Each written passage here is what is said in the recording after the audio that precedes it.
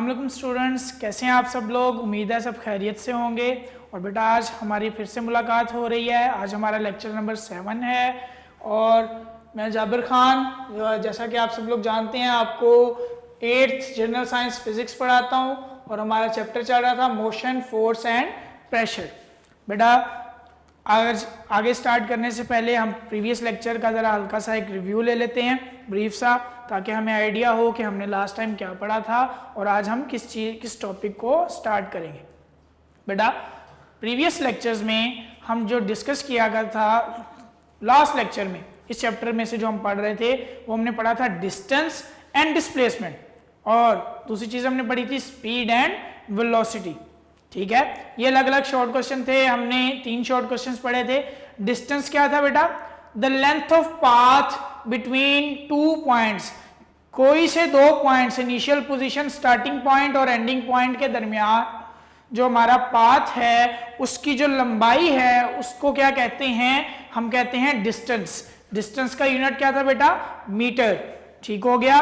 फिर हमने क्या पढ़ा था? डिस्प्लेसमेंट। डिस्प्लेसमेंट क्या था? Shortest distance between 2 points, 2 points के दरमियान कम से कम फासला। ठीक हो गया। और कम से कम फासला किसमें होता है बेटा? हमने लास्ट टाइम ये बात डिस्कस की थी कि कम से कम फासला होता है हमेशा स्ट्रेट लाइन में। ठीक हो गया।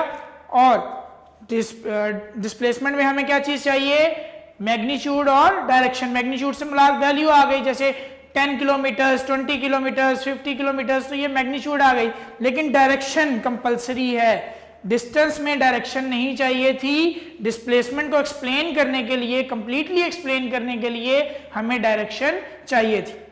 इसी तरह से बेटा हमने क्या पढ़ा था? Speed and velocity. स्पीड क्या था? The distance covered by a moving object और moving body in a unit time is called speed. जैसे 2 बच्चों की मैंने एग्जांपल दी थी। एक बच्चा कहता है सर मैंने 1 घंटे में 10 किलोमीटर बाइसाइकिल चलाई। 1 घंटे में 10 किलोमीटर बाइसाइकिल चलाई। दूसरा बच्चा कहता है सर मैंने 1 घंटे में 15 किलोमीटर बाइसाइकिल चलाई। इसका मतलब क्या है? जिसने ज्यादा डिस्टेंस कवर किया सेम टाइम में उसकी स्पीड क्या थी? ज्यादा थी। इसलिए बेटा इसके फॉर्मूले में हमने पढ़ा था speed is equal to distance over time, और वेलोसिटी में हमने पढ़ा था this rate of change of displacement is called velocity. Displacement को अगर हम यूनिट टाइम में कवर कर रहे हैं तो उस चीज को हम क्या कहेंगे? वेलोसिटी। अब जो फर्क डिस्टेंस और डिस्प्लेसमेंट में था बेटा वही फर्क किसमें आ गया? स्पीड और वेलोसिटी में। अब देखो डिस्टेंस क्या था? वो लेंथ ऑफ पाथ थी। पाथ कुछ भी हो सकता है। ठीक है। अब डिस्प्लेसमेंट में क्या था? वो शॉर्टेस्ट पाथ था, मीन स्ट्रेट लाइन पाथ था। तो डिस्प्लेसमेंट में क्या चाहिए थी हमें? डायरेक्शन। इसी तरह वेलोसिटी में हमें क्या चाहिए? डायरेक्शन चाहिए, क्योंकि वो डिस्प्लेसमेंट पे डिपेंड करती है।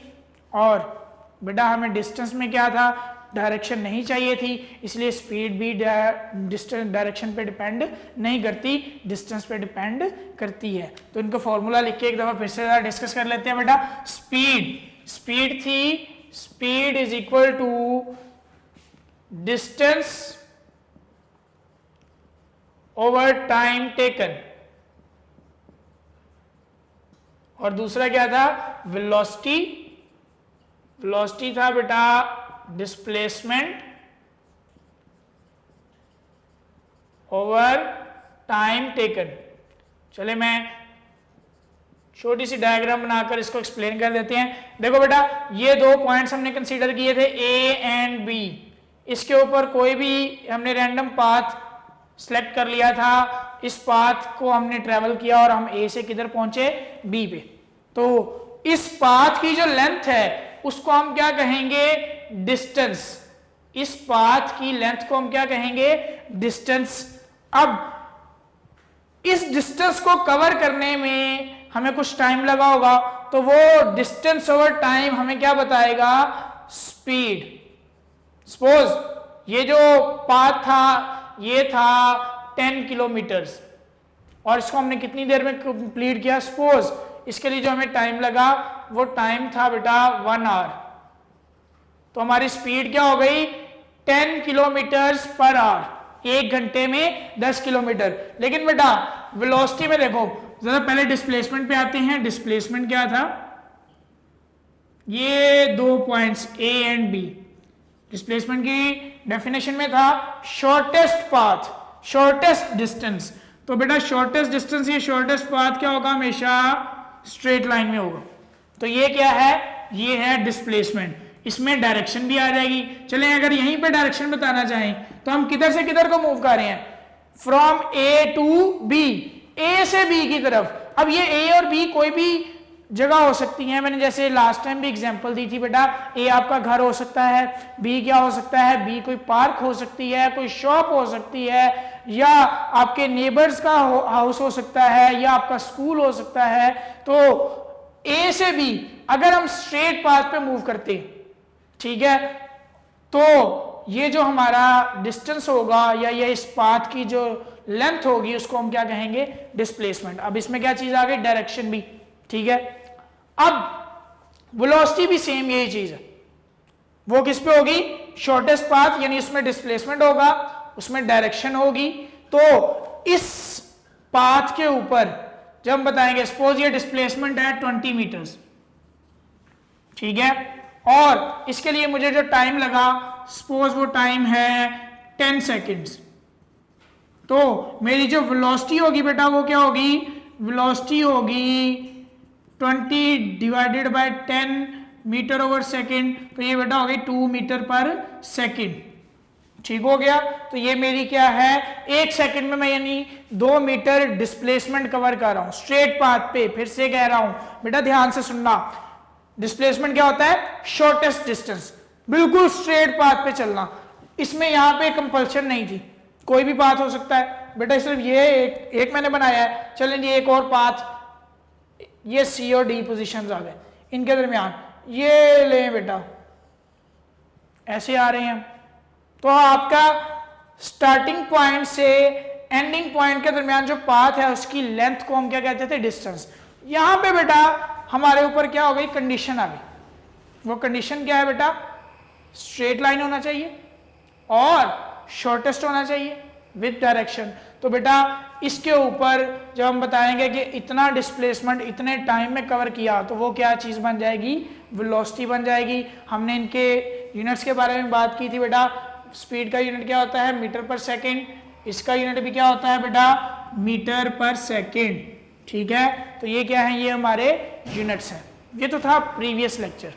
आज हम एक बड़ी इंपॉर्टेंट टर्म के ऊपर जाएंगे जो कि है एक्सेलरेशन। अब आ जाते हैं हम हमारे आज के लेक्चर पे जो कि है acceleration.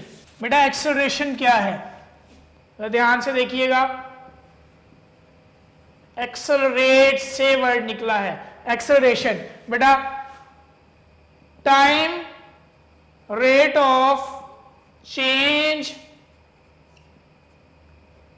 Of velocity is called acceleration। अभी जरा इसको एक्सप्लेन करता हूं। Time rate of change of velocity is called acceleration. Acceleration को बेटा ए से जाहिर किया जाता है, और ये vf माइनस वी आई लिखा होगा। vf final velocity, V I initial velocity, और टाइम टेकन, टाइम को हम किससे रिप्रेजेंट करेंगे, टी से जाहिर करेंगे, ठीक हो गया। अब बेटा वेलोसिटी का जो हमारा यूनिट था वो क्या था, मीटर पर सेकंड, टाइम का क्या था, सेकंड। तो बेटा इसका यूनिट बनेगा मीटर पर सेकंड स्क्वायर। इसका यूनिट है बेटा एक्सेलरेशन का मीटर पर सेकंड स्क्वायर। अब इसको एक्सप्लेन करता हूं कि ये मतलब है क्या। बेटा देखो, ये वेलोसिटी की बात होगी, मींस हम स्ट्रेट पाथ पे मूव कर रहे होंगे, ठीक है। इसमें भी डायरेक्शन चाहिए एक्सेलरेशन में। बेटा ये देखो, मैं यूं चल रहा हूं, इस डस्टर को मूव करा रहा हूं, जरा ध्यान से देखना, ये मूव कर रहा है, ठीक हो गया, नहीं समझ आई, अब समझाता हूं। ये बेटा रुका हुआ है, इस वक्त इसकी वेलोसिटी क्या है, 0। ये जो रुका हुआ है जो वेलोसिटी है, ये क्या होगी, हमारी इनिशियल वेलोसिटी। तो ये हमारी इनिशियल वेलोसिटी वी आई हो गई। लेकिन 1 सेकंड के अंदर मैं इसकी वेलोसिटी बढ़ा देता हूं, मैंने क्या किया, ये रुका हुआ था, अब इसकी मैंने वेलोसिटी इंक्रीज कर दी, मैंने इसको मूव करवा दिया। पहले रुका हुआ था, इसकी अब स्पीड वेलोसिटी इंक्रीज कर दी मैंने। कितनी देर में? 1 सेकंड में। 1 सेकंड में किसी बॉडी की कितनी स्पीड या वेलोसिटी जो इंक्रीज होती है उसको हम क्या कहते हैं? उसको हम कहते हैं एक्सेलरेशन। दोबारा देखो बेटा, ये मैंने इसको यहां पे रोका हुआ, इसकी 1 सेकंड में, जब मैं इसको रुका हुआ था और 1 सेकंड में मैं जो इसकी वेलोसिटी इंक्रीज कर रहा हूं, एक्सेलरेट कर रहा हूं, उसको हम क्या कहते हैं? एक्सेलरेशन। तो जो 1 सेकंड से पहले ये रुका हुआ है, ये हो गई हमारी क्या? Initial velocity. 1 सेकंड के बाद जो इसकी वेलोसिटी होगी वो क्या होगी? फाइनल वेलोसिटी, जिसको हम किससे जाहिर करेंगे? vf के साथ। तो एक्सेलरेशन किसके इक्वल हो गया? a is equal to vf minus vi over t। और बेटा इसका SI यूनिट क्या है? इसका SI यूनिट है मीटर पर सेकेंड स्क्वायर। अब एक और बड़ी इंपॉर्टेंट टर्म है बेटा, वो क्या है? वो है फोर्स, जो कि हमारे चैप्टर के नाम में भी शामिल है, मोशन को भी पढ़ चुके हैं हम। फोर्स, फोर्स क्या है? सबसे पहले मैं इसकी डेफिनेशन लिखूंगा। फोर्स क्या है? A force moves or tends to move, stops or tends to stop,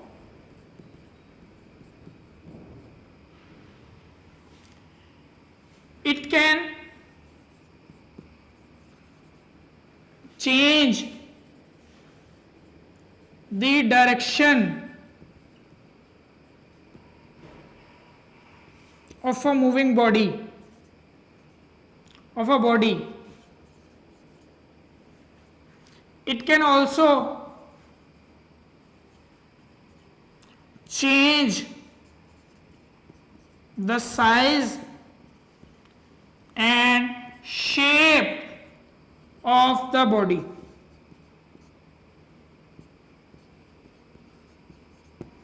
Its SI unit is Newton.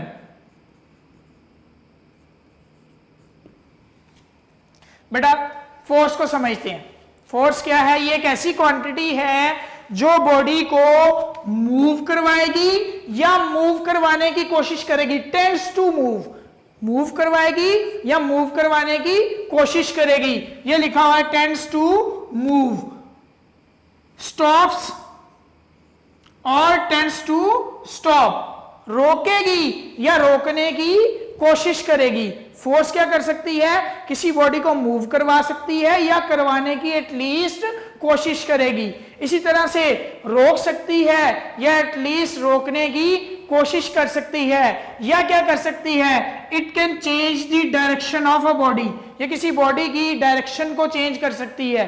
और क्या कर सकती है? It can change the size and shape of a body, ये किसी बॉडी के साइज या शेप को चेंज कर सकती है। अब जरा इसको बेटा एग्जांपल से समझती है। सपोज मैं क्रिकेट मैच खेल रहा हूं, ठीक है, और मैं क्या करता हूं? मैं बैट्समैन हूं, ठीक है, बॉलर आता है, ठीक है, और मैं क्या करता हूं? मैं शॉट खेलता हूं। बॉल आ रही थी इस तरफ, मेरी तरफ, मैंने क्या किया? मैंने उसको शॉट मारी, मतलब मैंने उसकी डायरेक्शन को क्या किया? चेंज किया, मैंने उसको मूव करवाया, ठीक है। अब ये डस्टर है, मैं इसको क्या करवा रहा हूं? मूव करवा रहा हूं। ये व्हाइट बोर्ड है, मैं इसको धक्का लगा रहा हूं ताकि ये मूव करे, लेकिन नहीं हो रहा। लेकिन क्या हो रहा है? फोर्स इसको मूव करवाने की कोशिश कर रही। दोबारा देखो, डस्टर है, ये मैं इसको मूव करवा रहा हूं बड़े आराम से फोर्स के जरिए। ये व्हाइट बोर्ड है, मैं इसको पुश कर रहा हूं, फोर्स लगा रहा हूं। फोर्स क्या कर रही है? इसको मूव करवाने की कोशिश कर रही है। अच्छा, अगर मैं फील्डर हूं, मैं फील्डिंग में खड़ा हूं, अगर मेरी तरफ बॉल आती है, मैं फील्डर हूं, मैं उसको कैच कर लेता हूं, मतलब क्या था? बॉल मोशन में थी, वो चल रही थी, मैंने क्या किया? फोर्स लगा के उसको रोक लिया। अच्छा, अगर मेरे से वो कैच ड्रॉप हो जाता है, ये मैंने पकड़ने की कोशिश की, लेकिन बॉल क्या कर जाती है? ड्रॉप कर जाती। मतलब क्या था? मैंने रोकने की कोशिश की, मैं रोक नहीं सका। फोर्स ने रोकने की कोशिश की, मैंने फोर्स लगा के रोकने की कोशिश की मगर मैं उसको रोक नहीं सका। तो फोर्स क्या कर सकती है, फोर्स मूव्स और टेंड्स टू मूव, स्टॉप्स और टेंड्स टू स्टॉप। अभी बैट्समैन वाली एग्जांपल पे दोबारा आते हैं। बॉलर ने बॉल करवाई, बॉल मेरी तरफ आ रही है, मैं बैट के जरिए शॉट खेलता हूं, बॉल की डायरेक्शन थी ये, लेकिन फोर्स लगा के बॉल की डायरेक्शन क्या हो गई, चेंज हो गई, जिस तरफ शॉट खेली जाएगी। तो क्या कर सकती है, फोर्स डायरेक्शन को चेंज कर सकती है। It can also change the size and shape of an object. चलें हम हमारे बात करते हैं नोट्स की। ये हमारे नोट्स हैं बेटा, ठीक है। अब इनकी हमने क्या करना है, फोर्स लगा के ये शेप चेंज हो गई, साइज भी चेंज हो गया, शेप भी चेंज हो गई। तो बेटा फोर्स क्या कर सकती है, शेप और साइज को चेंज कर सकती है, ये देखें, ठीक है। तो इसकी रूटीन लाइफ में बेटा बहुत सारी एग्जांपल्स हमें मिल सकती हैं जिनको हम स्टडी कर सकते हैं। तो फोर्स के ये डिफरेंट काम है। फोर्स एक ऐसी क्वांटिटी है जो मूव करवाएगी या मूव करवाने की कोशिश करेगी, स्टॉप करेगी या स्टॉप करवाने रोकेगी या रोकने की कोशिश करेगी। It can change the direction of motion of a body, it can also change the size and shape of a moving body of a body, sorry. It's SI unit is Newton. बेटा sir Isaac Newton जिन्होंने हमें motion के laws दिए थे, उनकी physics में बहुत सारी कारकर्दगी है, कारनामे हैं, उनके लॉज को भी हम पढ़ेंगे। बेटा फोर्स के बारे में आइडिया उन्होंने दिया था, तो फोर्स क्वांटिटी का जो यूनिट है वो उनके नाम से रख दिया गया। और जब भी किसी साइंटिस्ट के नेम पे यूनिट हो तो बेटा फिर नेम में कैपिटल एन नहीं आता, स्मॉल आता है। सिंबल में आप कैपिटल लिख सकते हैं, लेकिन नेम जब लिखेंगे यूनिट का, किसी साइंटिस्ट के नाम पे यूनिट हो तो फिर उसको हमेशा किस में लिखा जाता है, स्मॉल लेटर्स में लिखा जाता है, कैपिटल में नहीं लिखा जाता। इसके साथ ही बेटा हमारा जो सबसे इंपॉर्टेंट है और पहला लॉन्ग क्वेश्चन है उसको हम स्टार्ट करने जा रहे हैं, वो है फर्स्ट लॉ ऑफ मोशन। वो क्या है, फर्स्ट लॉ ऑफ मोशन। बेटा बड़ा इंटरेस्टिंग सा लॉ है, ठीक है। फर्स्ट लॉ ऑफ मोशन,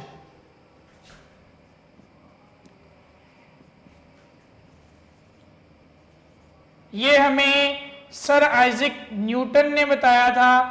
उन्होंने बुक थी प्रिंसिपल ऑफ मैथमेटिका, उसमें इसको अपने लॉज को मेंशन किया था। लॉज ऑफ मोशन भी इन्हें कहते हैं, फर्स्ट लॉ ऑफ मोशन। हम उसको स्टडी कर रहे हैं। मैं इसकी पहले स्टेटमेंट लिखूंगा। वो स्टेटमेंट क्या है बेटा,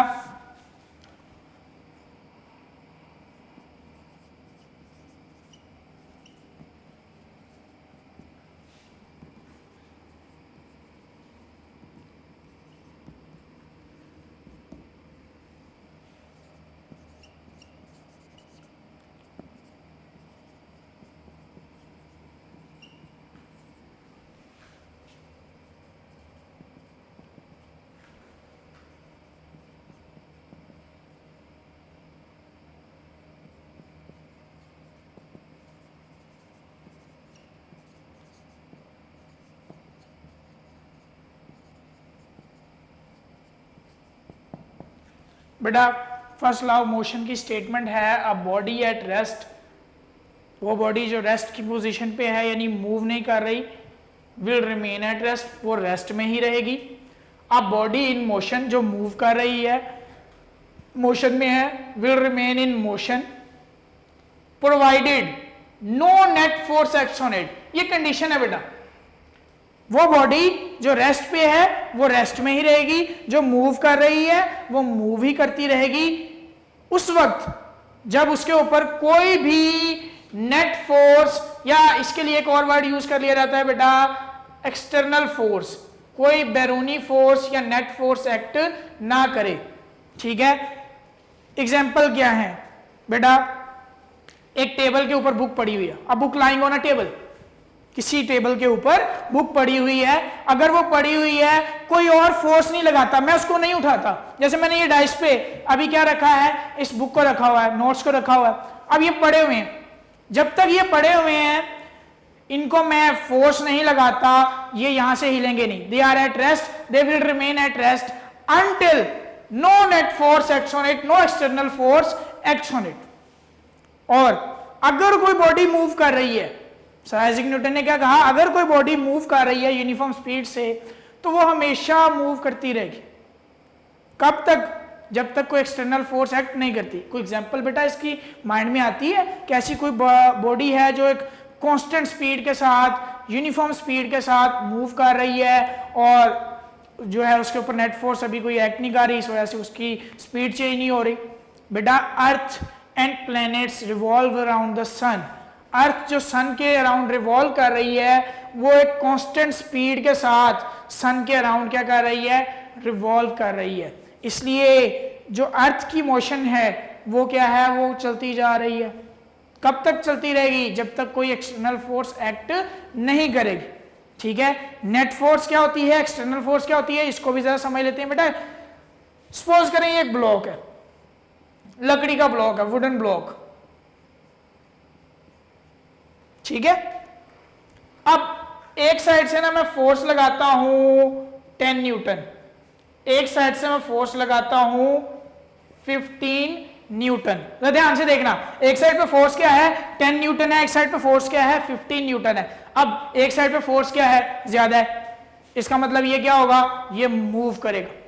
अच्छा, कितनी फोर्स से मूव करेगा, 5 न्यूटन से। 15 newton minus 10 newton is equal to 5 newton. अब देखो इस 15 न्यूटन फोर्स में से 10 न्यूटन फोर्स तो इसको बैलेंस करने के लिए जाया होगा। ठीक है, 10 न्यूटन इसमें से फोर्स किधर जाया हो रही है, इसको काउंटर करने के लिए, उसको रोकने के लिए, उसके इफेक्ट को कैंसिल करने के लिए। बाकी कितनी बची, 5 न्यूटन। तो ये जो 5 न्यूटन फोर्स इसको मूव करवाती है, इसको कहते हैं नेट फोर्स। अच्छा, अगर ये भी 10 न्यूटन हो जाती, सपोज ये भी 10 न्यूटन हो जाती, तो क्या होता, इधर भी 10 न्यूटन, इधर भी 10 न्यूटन, कैंसिल होके कितना हो जाता है बेटा, 0 न्यूटन। अगर बेटा दोनों साइड पे 10 न्यूटन फोर्स हो जाए, फिर क्या होगा, 10 माइनस 10 0 न्यूटन। उससे क्या होगा, ये बॉडी बैलेंस हो गई। अब नेट फोर्स क्या हो गई, 0। जब नेट फोर्स 0 हो जाएगी, इसका मतलब है कि बॉडी मूव नहीं करेगी। तो बॉडी रेस्ट पे कब रहती है, जब उसके ऊपर नेट फोर्स एक्ट ना कर रही हो। मींस उसके ऊपर जितनी फोर्सेज एक्ट कर रही हैं वो एक दूसरे को कैंसिल कर दें। ठीक है, तो उस वक्त बॉडी क्या होगी, रेस्ट में होगी। लेकिन अगर नेट फोर्स 0 नहीं होगी, अगर बॉडी मूव कर रही होगी, तो उस वक्त क्या होगा, उस वक्त फिर ये नेट फोर्स 0 नहीं होगी। मींस अगर किसी बॉडी के ऊपर नेट फोर्स 0 नहीं है तो बॉडी की क्या होगी, वेलोसिटी होगी या स्पीड होगी। तो अगर बॉडी यूनिफॉर्म स्पीड से मूव करेगी तो उस वक्त क्या होगा, फिर भी वो क्या है, फर्स्ट लॉ ऑफ मोशन के अकॉर्डिंग है। क्या था, body at rest will remain at rest and body in motion will remain in motion provided no net force acts on it. Uniform speed, constant speed से move करे तो उस वक्त हम क्या कहेंगे कि वो क्या है, वो फर्स्ट लॉ ऑफ मोशन के अकॉर्डिंग मूव कर रही है। This is our first long question. I hope कि आपको समझ आई होगी। बेटा मार्क कर लें जल्दी से नोट्स के ऊपर से। हमारा जो नोट्स पे जो शॉर्ट क्वेश्चंस हैं जो आज हमने डिस्कस किए हैं, बेटा शॉर्ट क्वेश्चन नंबर 12 डिस्कस किया है। Define acceleration, right its unit, define force and right its unit, that is question number 13।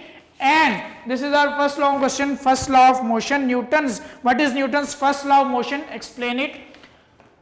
तो बेटा ये हमारा पेज नंबर 84 पे मौजूद है। इसी के साथ बेटा हमारा आज का लेक्चर कंप्लीट होता है। आई होप कि आपको समझ आई होगी।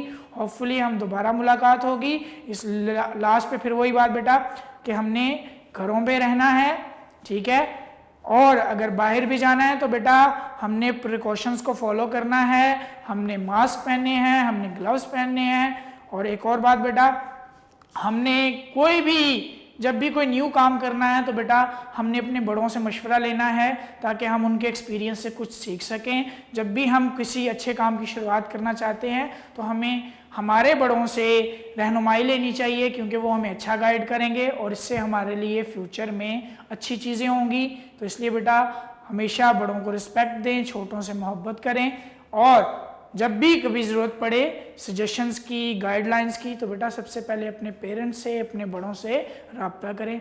होपफुली आपको लेक्चर समझ आया होगा। इंशाल्लाह हमारी मुलाकात होगी नेक्स्ट लेक्चर में। अल्लाह हाफिज़।